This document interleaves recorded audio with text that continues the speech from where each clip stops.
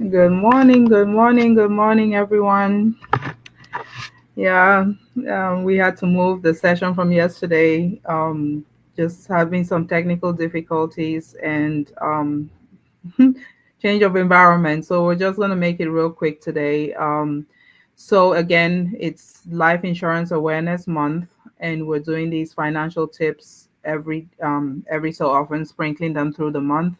And today the topic was going to be teach the kids while they're young, creating legacies. We want to start teaching kids while they're young about financial concepts, financial literacy. It's not taught in schools, which it should be, in my opinion.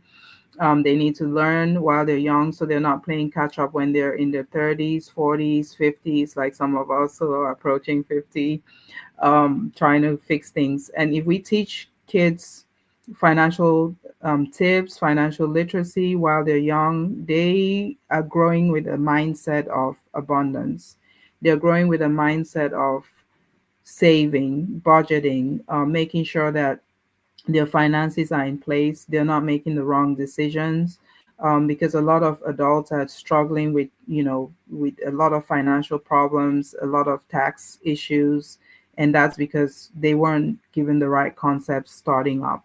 And if we start having these conversations early enough, children will it gets embedded in their subconscious and it creates that legacy for them, so that they're now teaching their kids the right thing. Their kids are doing the right thing from the onset, and it spirals through the generations, and get out of that mindset of just thinking about tomorrow, Saturday, next week. We should be thinking 5 to 10 generations deep, like the famous families that have done that. The Rockefellers are one of them that made it. They were very intentional about how they were, you know, uh, educating their family, their kids, their grandkids, and it kept on. And if you didn't follow the rules, you couldn't stay in the family business. So one of the ways is just teaching them in little casually how to save, budget. If you get a gift, a birthday gift of $20, part of it goes into your savings, part of it goes into tithing at church, and part of it, you kind of spread it out and use that little $20 as an example. That way, when they get $50, they know how to divvy out that amount of money. They get $100, they know how to. And when they get a lot of money, they won't be overwhelmed because they already know the pattern and they have some kind of baseline or template on how to save their money, or break it up to make sure that they're financially viable. And then in relation to life insurance, we can start a fund for our kids as young as 15 days. You have a kid, instead of doing a lavish baby shower, lavish birthday party, we create a fund for them, which it is a life insurance policy, but you can start setting that money aside. And the younger the kids are, the cheaper it is for them. Their contributions or premiums are cheaper, and they can put that aside to make sure that as they're getting older, by the time they're in college, they have, they have enough money accrued based on compounding interest that can be used for their college. So they don't have to depend on taking student loans. They don't have to depend on borrowing from anyone. They can borrow from themselves. And if you start that with one kid, the next kid comes, it's just automatic. It's just one of those things that you budget into you put into your budget, as you're creating your financial plan, where it's not a surprise. It's, that it's part of the, just like you pay bills, it'll be one of those. And you're not thinking of canceling this. You're actually making sure that you're revising it, sitting down with your financial professional to actually do annual reviews, to look at it and make sure that you're still doing well in that plan that you have for your kid.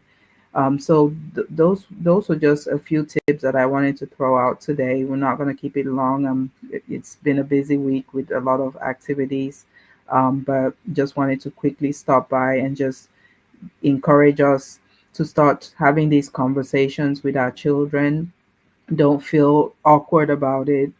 Just like you have the birds and the bees conversation with them, you can have the financial conversation with them. And it could be once a week, it could be, every 2 weeks or once a month or whatever. But it's important to have these conversations so that it's not a surprise to them when, things start hitting them when they either move out of the house or go to college, and then they're hearing certain things for the first time. So again, let's have these conversations throughout the month. Will be, just look out for my posts, look out for little videos here and there, and we'll have more conversations about financial literacy, because it's really important, so we can start changing the narrative of our various communities that are failing financially because of lack of knowledge. And I'm not sitting here saying that I have it together, I have my stuff together. I'm not. And I don't want to wait till I have everything together before I come on here to have these conversations. I want to make sure that I'm sharing it in real time as I'm learning stuff. I want my viewers to also learn the same stuff.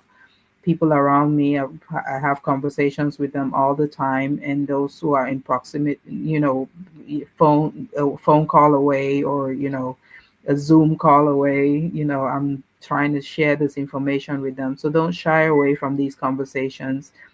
We're taking an educational approach because we want people to understand the stuff, really understand it to their fingertips, breaking it down so that nobody feels overwhelmed. Nobody feels like someone's talking down to them about these concepts. We really need to understand it. And if you don't understand, ask questions. We sit down, we show illustrations, we show you real numbers, we make it personalized and customized to your needs and your children. We run scenarios for your children as well, depending on your financial status right now, so that it's not, again, I keep stressing on the fact that it's not one size fits all. Everybody is at a different part of the financial journey, and will meet you at your point of comfort. So again, we'll keep it short today. Until next time, tomorrow I believe we're talking to business owners tomorrow. So if you're a business owner, stay tuned tomorrow for the conversation that we're gonna have. All right, take care, and until next time. And thank you for joining in to get these tips.